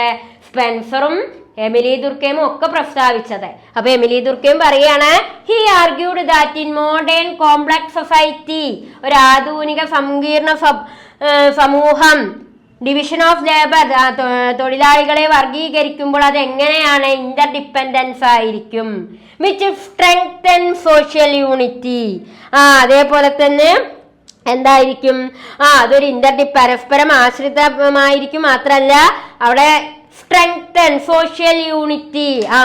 സോഷ്യൽ യൂണിറ്റി പറഞ്ഞാലും എന്തെന്നെ മീനിങ് വരിക? Social solidarity. സാമൂഹിക ഐക്യം ഉണ്ടാവുമ്പോഴേ എന്തുണ്ടാവുള്ളൂ? സ്ട്രെങ്തനൻസ്. എന്താ സ്ട്രെങ്തനൻസ് എന്ന് പറഞ്ഞാല്? ശക്തി പ്രാപിക്കുള്ളൂ. അപ്പോ ഈ സോഷ്യോളജിസ്റ്റുകളൊക്കെ എന്തെന്നെയാണ് നമ്മളോട് പ്രസ്താവിക്കുന്നത്? എന്ത് കാര്യവും ഒരു ഡിവിഷൻ ഓഫ് ലേബർ ആണെങ്കിൽ ആ ഡിവിഷൻ ഓഫ് ലേബറും ഇന്റർ ഡിപ്പെൻഡൻസ് ആണ്. സോളിഡാരിറ്റി വേണം. ആ സോളിഡാരിറ്റി ഉണ്ടാകുമ്പോൾ മാത്രമേ എന്തുണ്ടാവുള്ളൂ? സ്ട്രെങ്തനൻസ് ഉണ്ടാവുള്ളൂ. തുടങ്ങിയ കാര്യങ്ങളാണ് ആരിവിടെ ആർഗ്യൂ ചെയ്തത്? നമ്മളുടെ എമിലി ദുർക്കെയിം. ആൻഡ് ദെൻ അടുത്തതായിട്ട് എന്താണ് അദ്ദേഹം വാദിക്കുന്നത് നോക്കൂ. ഇനി ലേറ്റർ വർക്ക്, അദ്ദേഹത്തിന്റെ പിന്നീടുള്ള ഒരു ആദ്യത്തെ വർക്ക് ശ്രദ്ധിക്കുക കേട്ടോ. എമിലി ദുർക്കെയിമിന്റെ ഫസ്റ്റ് വർക്കായിരുന്നു ഡിവിഷൻ ഓഫ് ലേബർ സൊസൈറ്റി. അടുത്ത വർക്കിന്റെ പേരാണ് the elementary forms of religious life. The elementary forms of religious life. എന്താണ് elementary forms of religious life എന്ന് പറഞ്ഞു കഴിഞ്ഞാൽ നമുക്ക് നോക്കാം. എമിലി ദുർക്കെയിമിന്റെ മറ്റൊരു ബുക്കിലേക്കാണ് നമ്മൾ കടക്കുന്നത്. അതർ ബുക്കാണ്. ഏതാണ്? The elementary forms of religious life. He showed how religion acts as a powerful force of collective consciousness. അദ്ദേഹത്തിന്റെ മറ്റൊരു പുസ്തകമായിട്ടുള്ള എലമെന്ററി ഫോംസ് ഓഫ് റിലീജിയസ് ലൈഫിൽ ദുർക്കെയിം മതം സമൂഹത്തിലെ ഐക്യം നിലനിർത്തുന്ന പ്രധാന ശക്തിയാണെന്ന് വിശദീകരിക്കുന്നു. മതം സമൂഹത്തിലെ ഐക്യം നിലനിർത്തുന്ന പ്രധാന ശക്തിയാണെന്ന് എന്ത് ചെയ്യുന്നു? വിശദീകരിക്കുന്നു. അതാണ് അദ്ദേഹത്തിന്റെ രണ്ടാമത്തെ ബുക്കായിട്ടുള്ള the elementary forms of religious life. He showed how religion acts as a powerful source of collective consciousness. Religious എന്ന് പറയുന്നത് സമൂഹത്തിലെ ഐക്യം നിലനിർത്തുന്ന ഒരു പ്രധാന ശക്തിയാണ്. മതത്തെ അപ്പോ സമൂഹത്തിലെ ഐക്യം നിലനിർത്താൻ കാരണമാകുന്ന ഒരു ശക്തിയായിട്ടാണ് ഏതിനെ കാണുന്നത്? റിലീജിയനെ കാണുന്നത്. ശരിയാണ് അല്ലെ? നമുക്കറിയാം ഏത് മതമാണെങ്കിലും അതിൽ ഒരുപാട് ഡിസിപ്ലിൻസ് നമുക്ക് തരുന്നുണ്ട്. ഇപ്പൊ ഇസ്ലാം മതമാണെങ്കിലും ഹിന്ദു മതമാണെങ്കിലും ക്രിസ്ത്യൻ മതമാണെങ്കിലും ഏത് മതത്തിലും നമ്മൾക്ക് ഒരുപാട് ഡിസിപ്ലിനുകൾ, അച്ചടക്കങ്ങൾ അഥവാ നമ്മൾക്ക് പല തരത്തിലുള്ള ഐക്യബോധം ഇതൊക്കെ നമുക്ക് നൽകുന്നത് ഏതാണ്? മതത്തിലൂടെയാണ്. അതുകൊണ്ടാണ് എമിലി ദുർക്കെയിം എന്ന് പറയുന്നത് റിലീജിയസിന്റെ act religion act as a powerful source of collective consciousness എന്ന് പറയാനുള്ള കാരണം. അതായത് മതപരമായിട്ടുള്ള ആക്ടുകൾ, അതായത് ഇവിടെ എന്താണ് അദ്ദേഹം മതം വ്യക്തികളെ എന്ത് ചെയ്യുന്നു? സമൂഹത്തില് ഐക്യം നിലനിർത്താനുള്ള ഒരു പ്രധാന ശക്തിയാണ്. റെഗുലേറ്റിംഗ് ഐക്യം ഉണ്ടാവാക്കാനും ഐക്യം ഇല്ലാതാക്കാനും ഏത് കാരണമാകാം? റിലീജിയൻ കാരണമാകാം കേട്ടോ. പക്ഷെ എമിലി ദുർക്കെയിം പറയണത് സമൂഹത്തിൽ ഐക്യം ഉണ്ടാക്കാൻ കാരണമാകുന്ന ഏതിന്റെ പ്രവർത്തനമാണ് എന്നാ പറയണത്? റിലീജിയൻ ആക്ട് ആണ് എന്നാണ് ആര് പറഞ്ഞത്? എമിലി ദുർക്കെയിം. ഇതൊക്കെ ഇവരുടെ ചിന്തകളാണ്, നമ്മളുടെ അഭിപ്രായങ്ങളല്ല എന്ന് നന്നായി മനസ്സിലാക്കുക. എമിലി ദുർക്കെയിം അദ്ദേഹത്തിന്റെ രണ്ടാമത്തെ പുസ്തകത്തിലൂടെയാണ് പറയുന്നത് എന്ത്? The elementary forms of religious life. അദ്ദേഹത്തിന്റെ ആ elementary forms of religious life എന്ന പുസ്തകത്തിലൂടെ അദ്ദേഹം പറയുകയാണ് മതം മനുഷ്യരെ എന്ത് നിലനിർത്താൻ ശക്തരാക്കുന്നു? ഐക്യം നിലനിർത്താനുള്ള ഒരു പ്രധാന ശക്തിയാണ് മതം എന്നാണ് ആര് പ്രസ്താവിച്ചത്? എമിലി ദുർക്കെയിം. അദ്ദേഹം വളരെ ഒരു ഇമ്പോർട്ടൻ്റ് ആയിട്ടുള്ള സോഷ്യോളജിസ്റ്റ് ആണ് അദ്ദേഹം. Regulating social behaviour and റെയിൻഫോഴ്സിംഗ് social solidarity. അതേപോലെ തന്നെ പിന്നെന്താണ്? മതം വ്യക്തികളെ ഒരുമിപ്പിക്കുകയും സാമൂഹ്യ ബോധം രൂപപ്പെടുത്തുകയും ചെയ്യുന്നു. അതേപോലെ തന്നെ സോളിഡാരിറ്റി, സാമൂഹികമായിട്ടുള്ള ഒരു സോളിഡാരിറ്റി നിലനിർത്താനും ഏതും സഹായിക്കുന്നുണ്ട്? മതം സഹായിക്കുന്നുണ്ട് എന്നാണ് അദ്ദേഹം പറയുന്നത്. അതേപോലെ തന്നെ Durkheim believed that when social solidarity weakened, abnormal conditions like anomie emerged, threatening social stability. എന്നാല് സമൂഹത്തിൽ ഐക്യം വീക്കെൻഡ്, സോളിഡാരിറ്റി കുറയുമ്പോൾ, സോളിഡാരിറ്റി വീക്ക്നെസ് എന്ന് പറഞ്ഞാൽ എന്താ? വീക്ക്നെസ് പറഞ്ഞാൽ എന്താണ്? അത് പറ്റ തകരുക. ഐക്യം തകരുമ്പോൾ എന്തിന് കാരണമാകുന്ന പറയുന്നത്? abnormal condition like solidarity weakness, abnormal condition like anomie emerge. Anomie എന്ന് പറഞ്ഞാൽ എന്താണ്? ദുർബലരാകുന്നു. ത്രട്ടനിങ് സോഷ്യൽ സ്റ്റെബിലിറ്റി, അത് സാമൂഹിക സ്ഥിരത തകരാൻ കാരണമാകുന്നു. അപ്പൊ ദുർക്കെയിം പറയാണ് സോഷ്യൽ സോളിഡാരിറ്റി മതങ്ങളാണ് ഇവിടെ എന്ത് നിലനിർത്തുന്നത്? സാമൂഹിക ഐക്യം നിലനിർത്തുന്നത്. ഇനി സോഷ്യൽ സോളിഡാരിറ്റി വീക്ക്നെസ് ആവുമ്പോൾ എന്തിന് കാരണമാകും? അനോമി പറഞ്ഞാൽ എന്താ? ദുർബലതയ്ക്ക് കാരണമാകും, അശക്തരാകുന്നു. അത് സാമൂഹിക സ്ഥിരത തകരുന്നു, സോഷ്യൽ സ്റ്റെബിലിറ്റി തകരാൻ കാരണമാകുന്നു. തുടങ്ങിയ കാര്യങ്ങളാണ് എമിലി ദുർക്കെയിമിന്റെ തിയറിയിലൂടെ ഇവിടെ പ്രസ്താവിക്കുന്നത്. അപ്പൊ കുട്ടികളെ, നിങ്ങൾ മനസ്സിലാക്കേണ്ടത് അദ്ദേഹത്തിന്റെ 2 പ്രധാന പുസ്തകങ്ങളിലൂടെയാണ് അദ്ദേഹം ഇതൊക്കെ വിവരിക്കുന്നത് കേട്ടോ. ആദ്യത്തെ അദ്ദേഹത്തിന്റെ പുസ്തകത്തിന്റെ പേരെന്താണ്? ബുക്കിന്റെ പേരാണ് ഏത് ബുക്കാണ് അദ്ദേഹം ആദ്യം പബ്ലിഷ് ചെയ്തത്? ഡിവിഷൻ ഓഫ് ലേബർ എന്നുള്ള ഡിവിഷൻ ഓഫ് ലേബർ സൊസൈറ്റി എന്ന ബുക്കാണ്. രണ്ടാമത്തെ അദ്ദേഹത്തിന്റെ പ്രധാന ബുക്ക് ഏതാണ്? Elementary forms of religious life. അപ്പൊ ഈ 2 ബുക്കുകളിലൂടെയാണ് അദ്ദേഹം സൊസൈറ്റിയെ അനലൈസ് ചെയ്യാൻ ശ്രമിച്ചത്. പരമാവധി നിങ്ങൾക്ക് മനസ്സിലാകുന്ന കേച്ച് ചെയ്യാൻ കഴിയുന്ന രീതിയിൽ തന്നെയാണ് ടീച്ചർ എഴുതിയിട്ടിട്ടുള്ളത്. ഇത്രയും കാര്യങ്ങൾ നന്നായി മനസ്സിലാക്കുക. ഈ ഷോർട്ട് നോട്ട് നിങ്ങൾ എഴുതിയെടുക്കുക. ഓക്കെ, അടുത്തത് നമുക്ക് പഠിക്കാനുള്ളത് ബ്രോണിസ്ലാവ് മലിനോവ്സ്കി എന്ന സോഷ്യോളജിസ്റ്റിനെ കുറിച്ചാണ്. അപ്പൊ ബ്രോണിസ്ലാവ് മലിനോവ്സ്കിയെ കുറിച്ച് നമുക്ക് എന്തൊക്കെ കാര്യങ്ങളാണ് എന്ന് പരിശോധിക്കാം. ഓക്കെ, അപ്പൊ അടുത്ത സോഷ്യോളജിസ്റ്റ് ആണ് ബ്രോണിസ്ലാവ് മലിനോവ്സ്കി. നമ്മൾ ആരുടെയൊക്കെയാണ് തിയറീസ് ആണ് പഠിച്ചത്? ഹെർബർട്ട് സ്പെൻസർ, അതേപോലെ തന്നെ എമിലി ദുർക്കെയിം. തേർഡ് സോഷ്യോളജിസ്റ്റ് ആണ്, ഫങ്ഷണാലിസത്തിലെ തേർഡ് സോഷ്യോളജിസ്റ്റ് ആണ് ബ്രോണിസ്ലാവ് മലിനോവ്സ്കി. എന്താണ് ബ്രോണിസ്ലാവ് മലിനോവ്സ്കി? നമുക്ക് എന്തെല്ലാം കാര്യങ്ങളാണ് അദ്ദേഹത്തിന്റെ തിയറിയിലൂടെ പറയുന്നത് നമുക്ക് നോക്കാം. പേജ് നമ്പർ 24 കേട്ടോ. നിങ്ങളുടെ കയ്യിൽ ടെക്സ്റ്റ് ബുക്ക് ഉണ്ടെങ്കിൽ പേജ് നമ്പർ 24 ബ്രോണിസ്ലാവ് മലിനോവ്സ്കി. ആ വലിയ പാരഗ്രാഫുകളാണ്, അതാണ് ടീച്ചറിവിടെ ഷോർട്ടായി എഴുതിയത്. ഇപ്പൊ ശ്രദ്ധിക്കൂ, ബ്രോണിസ്ലാവ് മലിനോവ്സ്കി എന്ന് പറയുമ്പോൾ അദ്ദേഹം കാലഘട്ടത്തിലേക്ക് നോക്കാം നമുക്ക്.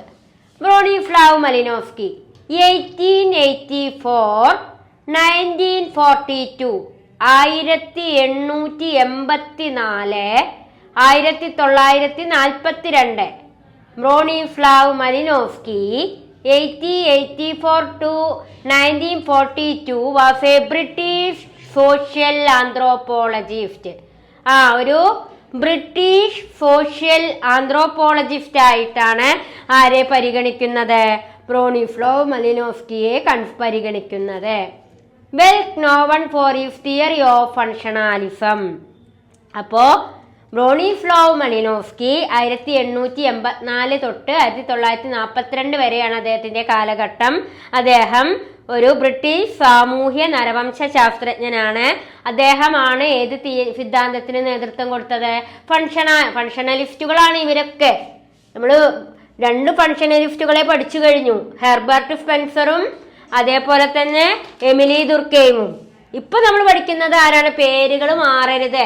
ഒരുപാട് സോഷ്യോളജിസ്റ്റുകളുടെ പേരുകൾ പഠിക്കാനുണ്ടാവുമ്പോൾ മാറാതെ നന്നായിട്ട് ഓരോരുത്തർക്കും ഡിഫറൻ്റ് ആയിട്ടുള്ള കാര്യങ്ങളാണ്. ഏകദേശം സെയിം ആയി തോന്നുമെങ്കിലും ബുക്കുകളും അവരുടെ ആശയങ്ങളൊക്കെ വ്യത്യാസമുണ്ട്. അപ്പൊ നമ്മൾ ഹെർബർട്ട് സ്പെൻസറിന്റെ ആശയം മനസ്സിലാക്കി, എമിലി ദുർക്കെയിം പഠിച്ചു. അടുത്തതാണ് ബ്രോണിസ്ലാവ് മലിനോവ്സ്കി. അദ്ദേഹം ഒരു ബ്രിട്ടീഷ് ആന്ത്രോപോളജിസ്റ്റ് ആണ്. അദ്ദേഹം ഫങ്ഷണലിസ്റ്റ് തിയറിയെ കുറിച്ച് വ്യക്തമാക്കുകയാണ്. ഏതിലൂടെ? ബ്രിട്ടീഷ് നരവംശാസ്ത്രത്തിലൂടെ. ഇനി അദ്ദേഹത്തെ ഇൻഫ്ലുവൻസ് ചെയ്തത് ആരൊക്കെയാണ്? Influenced by scholars like Durkheim and Seligman. He emphasized a scientific and detailed study of actual social behavior.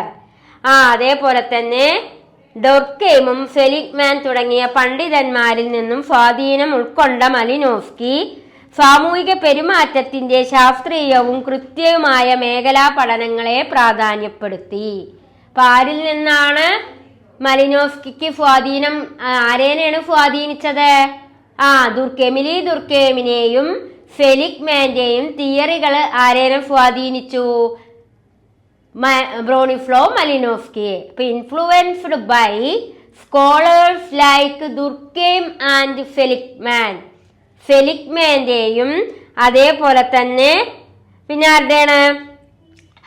സെലിഗ്മാന്റെയും ദുർക്കെയിമിന്റെയും തിയറികള് ബ്രോണിസ്ലാവ് മലിനോവ്സ്കിയെ സ്വാധീനിച്ചുകൊണ്ട് അദ്ദേഹം എന്തിന് രൂപം കൊടുത്തു എന്നാണ് പറയുന്നത്? ഏത് തിയറിക്ക് രൂപം കൊടുത്തു എന്നാണ് പറയുന്നത്? അദ്ദേഹം ഈ സ്വാധീനം ഉൾക്കൊണ്ടുകൊണ്ട് സാമൂഹിക പെരുമാറ്റത്തിന്റെ സോഷ്യൽ ബിഹേവിയറിന്റെ ശാസ്ത്രീയമായ മേഖലാ പഠനങ്ങൾക്ക് പ്രാധാന്യം കൊടുത്തു.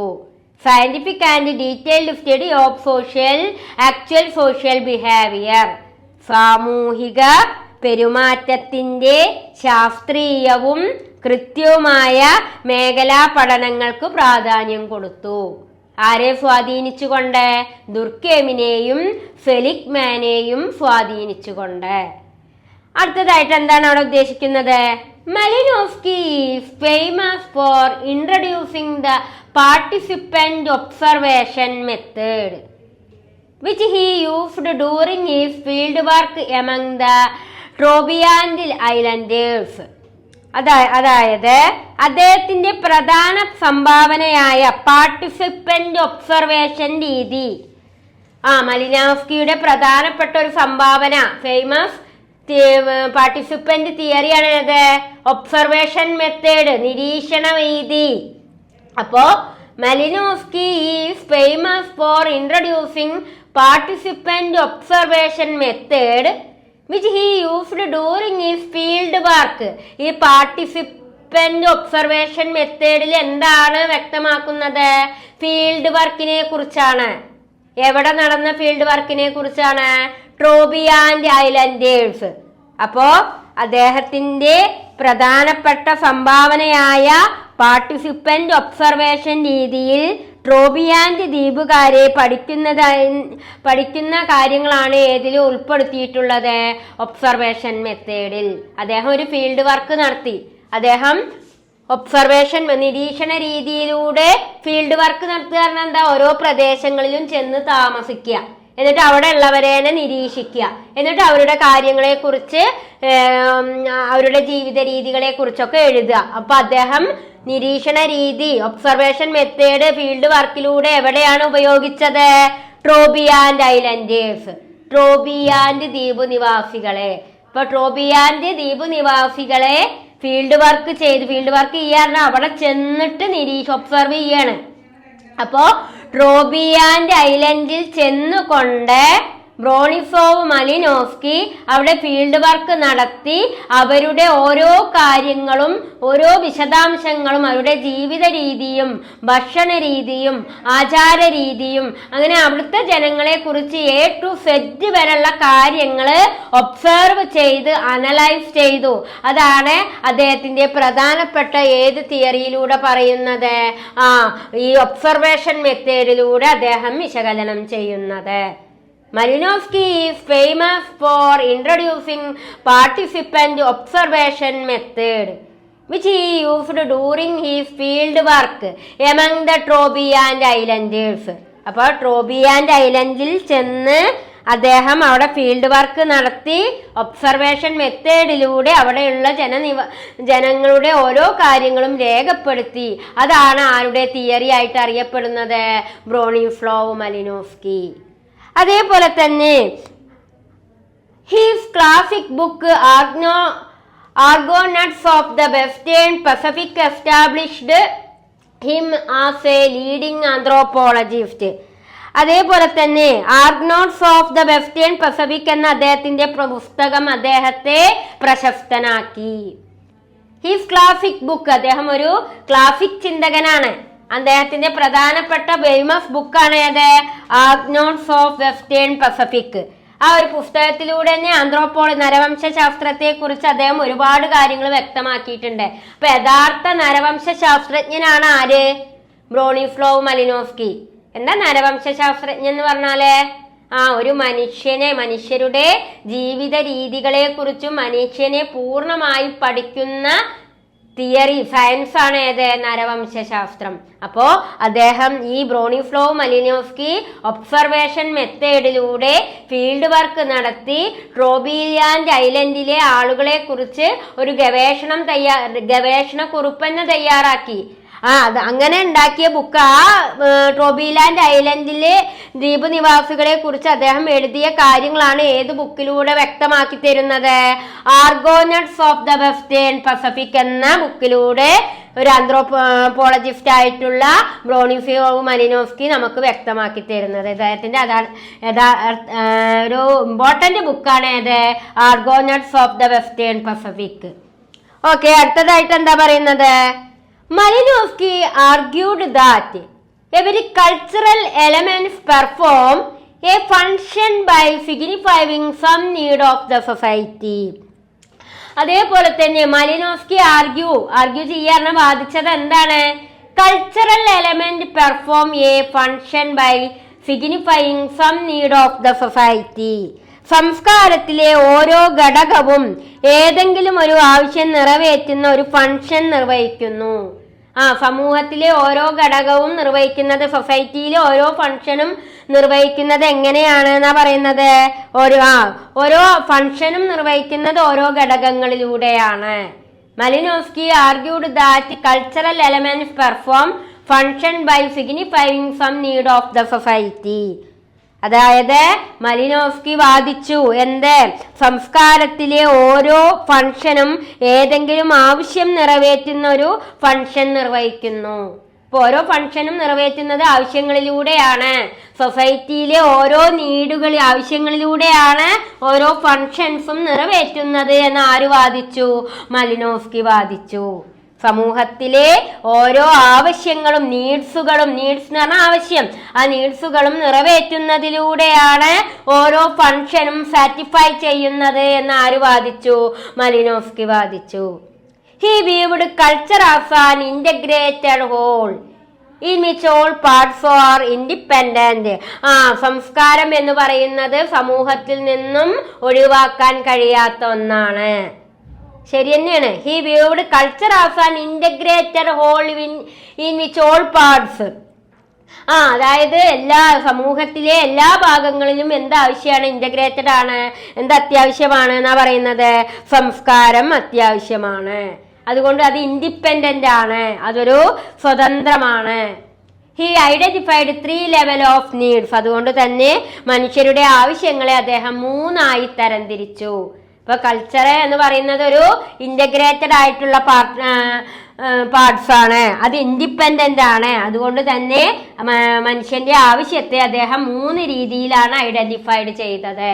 ഏതൊക്കെയാണ്, primary need, institutional need, integrative need. Malinowski മനുഷ്യന്റെ ആവശ്യങ്ങളെ 3 രീതിയിൽ തരംതിരിച്ചു. ഏതൊക്കെ രീതിയിലാണ്, he identified 3 level of needs. 3 രീതിയിലാണ് മനുഷ്യന്റെ നീഡ്സിനെ, ആവശ്യങ്ങളെ മലിനോവ്സ്കി തരംതിരിച്ചത്. Primary needs, institutional need, integrative needs. Primary needs പറഞ്ഞാൽ എന്താ, biological needs like food, shelter, sex. ഭക്ഷണം, പാർപ്പിടം, സെക്സ്, അതാണ് പ്രൈമറി നീഡ്സ് എന്ന് പറയുന്നത്. കാരണം നമുക്കൊരു സെക്സ്വൽ ടെൻഡൻസിയിലൂടെയാണ് റീപ്രൊഡക്ഷൻ നടക്കുന്നത്. അതിലൂടെയാണ് പ്രജനനം നടക്കുന്നത്, തലമുറ ഉണ്ടാകുന്നത്. അതുകൊണ്ടാണ് പ്രൈമറി ബയോളജിക്കൽ നീഡ്സുകളായിട്ട് ഏതിനൊക്കെ തരംതിരിച്ചത്, ഫുഡ്, ഷെൽട്ടർ, സെക്സ്. ഇനി ഇൻസ്റ്റിറ്റ്യൂഷണൽ നീഡ്സ് പറഞ്ഞാൽ എന്താണ്, എക്കണോമിക്, ലീഗല്, എഡ്യൂക്കേഷണൽ ഇൻസ്റ്റിറ്റ്യൂഷൻ, ഇതൊക്കെയാണ് അത് ഇൻസ്റ്റിറ്റ്യൂഷണൽ നീഡ്സ് ആയിട്ട് അറിയപ്പെടുന്നത്. പക്ഷെ ഈ ഇൻസ്റ്റിറ്റ്യൂഷണൽ നീഡ്സിന് എന്തിന്റെ ഹെൽപ്പ് വേണം, പ്രൈമറി നീഡ്സിന്റെ സഹായം വേണം. The institutional needs that help meet primary needs. Primary നീഡ്സിന്റെ ഹെൽപ്പ് ഉണ്ടെങ്കിലേ എന്ത് നിലനിൽക്കുള്ളൂ, ഇൻസ്റ്റിറ്റ്യൂഷണൽ നീഡ്സ് നിലനിൽക്കുള്ളൂ. അടുത്തതാണ് ഇന്റഗ്രേറ്റീവ് നീഡ്സ്. ഇന്റഗ്രേറ്റീവ് നീഡ്സ് പറഞ്ഞാൽ എന്തൊക്കെയാ വരിക, റിലീജിയൻ, റിച്വൽസ്, ബിലീഫ്. അതായത് മതം, ആചാരം, വിശ്വാസം. റിലീജിയനും റിച്വൽ എന്ന് പറഞ്ഞാൽ എന്താണ്, ആചാരങ്ങൾ. ബിലീഫ് പറഞ്ഞാല് വിശ്വാസങ്ങൾ. മതവും ആചാരവും വിശ്വാസവും ഉൾപ്പെടുന്ന നീഡ്സിനെയാണ് എന്ത് പറയുക, ഇന്റഗ്രേറ്റീവ് നീഡ്സ്. ഇപ്പൊ ബ്രൗണിസ്ലാവ് മലിനോവ്സ്കി മനുഷ്യന്റെ നീഡ്സുകളെ 3ആയിട്ടാണ് ഐഡന്റിഫൈഡ് ചെയ്തത്. He identified 3 levels of needs, primary needs, institutional needs and integrative needs.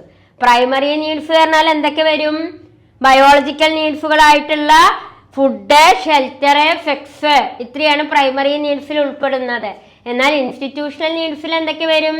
Economical, legal, educational institutions, ഇതൊക്കെയാണ് ഇൻസ്റ്റിറ്റ്യൂഷണൽ നീഡ്സിൽ വരും. പക്ഷേ ഇൻസ്റ്റിറ്റ്യൂഷണൽ നീഡ്സ് നിലനിൽക്കണമെങ്കിൽ എന്തിന്റെ ഹെൽപ്പ് ആവശ്യമാണ്? പ്രൈമറി നീഡ്സിന്റെ സപ്പോർട്ട് ആവശ്യമാണ്.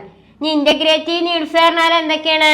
റിലീജിയൻ, റിച്വൽസ്, ബിലീഫ്, ഇതിനെയാണ് ഇന്റഗ്രേറ്റീവ് നീഡ്സ് എന്ന് പറയാം. അപ്പൊ ഇങ്ങനെയാണ് അദ്ദേഹം മനുഷ്യന്റെ ആവശ്യങ്ങളെയാണ് തരംതിരിച്ചത്. അടുത്തതായിട്ട് അദ്ദേഹം എന്താണ് പ്രസ്താവിക്കുന്നത്? Malinowski functionalism focused on and analysing how cultural institution the survival and continuity of human society. മലിനോവ്സ്കിയുടെ ഫങ്ഷണാലിസം വിവിധ സംസ്കാര സ്ഥാപനങ്ങൾ മനുഷ്യരുടെ നിലനിൽപ്പിനും സമൂഹത്തിന്റെ തുടർച്ചയ്ക്കും എങ്ങനെ സഹായിക്കുന്നു എന്ന് വിശദീകരിക്കുന്നു. മലിനോവ്സ്കിയുടെ ഫങ്ഷണാലിസം എന്താണ് ഫോക്കസ് ചെയ്യുന്നത്? എന്താണ് അനലൈസ് ചെയ്യുന്നത്? മലിനോവ്സ്കിയുടെ ഫങ്ഷണാലിസം വിവിധ സംസ്കാര സ്ഥാപനങ്ങൾ മനുഷ്യരുടെ നിലനിൽപ്പിനും അതേപോലെ തന്നെ കണ്ടിന്യൂയിറ്റി തുടർച്ചയ്ക്കും എങ്ങനെ സഹായിക്കുന്നു എന്ന് വിശദീകരിക്കുന്നു. Malinowski functionalism focused on and analysing how cultural institution the survival and continuity of human society. മനുഷ്യരുടെ ഫങ്ഷണാലിസം സംസ്കാരങ്ങൾ എങ്ങനെ സമൂഹത്തിന്റെ തുടർച്ചയ്ക്ക് എങ്ങനെ സഹായിക്കുന്നു എന്ന് അതേപോലെ തന്നെ അതെങ്ങനെയാണ് സഹായിക്കുന്നത് എന്ന് വിശദീകരിക്കുകയാണ് മലിനോവ്സ്കിയുടെ ഫങ്ഷണാലിസം ചെയ്യുന്നത്, ഫോക്കസ് ചെയ്യുന്നത്.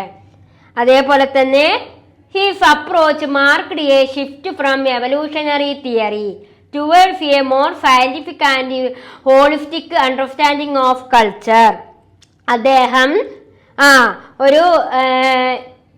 His approach marked a shift ചെയ്യാൻ എന്താ? മാറ്റപ്പെടുക. അദ്ദേഹം ഒരു വിവർത്തനാത്മകമായ വികാസ സിദ്ധാന്തങ്ങളിൽ നിന്നും മാറി ഒരു ശാസ്ത്രീയവും സമഗ്രമായ സംസ്കാരത്തെ മുന്നോട്ട് വെച്ചു. അദ്ദേഹം എവല്യൂഷണറി തിയറിയിൽ നിന്നും ഷിഫ്റ്റ് ചെയ്തിട്ട് പിന്നെ എന്തിലേക്ക് പോയി എന്നാ പറയണത്? മോർ സയന്റിഫിക് ആൻഡ് ഹോളിസ്റ്റിക്, ശാസ്ത്രീയവും സമഗ്രവുമായിട്ടുള്ള സംസ്കാരത്തിലേക്ക് മാറി എന്നാ പറയണത്. അദ്ദേഹം എവല്യൂഷണറി തിയറിയിൽ നിന്നും ഷിഫ്റ്റ് ചെയ്തിട്ട് എന്തിലേക്കാണ് മാറിയത്? More scientific and holistic understanding of culture. അപ്പൊ ഇത്രയും കാര്യങ്ങളാണ് ബ്രോണിസ്ലോവ് മലിനോവ്സ്കിയുടെ തിയറിയിൽ പറയുന്നത്. ഇതിലെ ഇമ്പോർട്ടന്റ് ആയിട്ടുള്ള കാര്യം ശ്രദ്ധിക്കേണ്ടത് അദ്ദേഹത്തിന്റെ പ്രധാന ബുക്കിന്റെ പേര്. അദ്ദേഹം 3 തിയറികളാണ് രൂപം കൊടുത്തത്: primary needs, institutional needs, integrative needs. അപ്പൊ ഇത്രയും കാര്യങ്ങൾ നന്നായിട്ട് മനസ്സിലാക്കുക. ഇതിൽ നിങ്ങൾക്ക് എന്ത് ഡൗട്ട് ഉണ്ടെങ്കിലും ഡൗട്ട് സെക്ഷൻ വെക്കുമ്പോൾ ക്ലിയർ ചെയ്യുക. ഇനി നമ്മൾക്ക് എടുക്കാനുള്ള അടുത്ത സോഷ്യോളജിസ്റ്റ് ആണ് റാഡിക്ലിഫ് ബ്രൗൺ. AR റാഡിക്ലിഫ് ബ്രൗൺ എന്ന് പറയും. അപ്പൊ റാഡിക്ലിഫ് ബ്രൗണിനെ കുറിച്ചും പിന്നെ നമുക്ക് ടാൾക്കോട്ട്, പാഴ്സൺ, RK മെർട്ടൺ, ഇത്രയും ആളുകളെ കുറിച്ച് പറഞ്ഞു കഴിഞ്ഞാൽ ഈ യൂണിറ്റ് ഇവിടെ കംപ്ലീറ്റ് ആകും കേട്ടോ. അപ്പൊ നമുക്കിനി റാഡിക്ലിഫ് ബ്രൗണിനെ കുറിച്ച് എന്തൊക്കെ കാര്യങ്ങളാണ് അനലൈസ് ചെയ്യുന്നത് എന്ന് നോക്കാം. ഓക്കെ.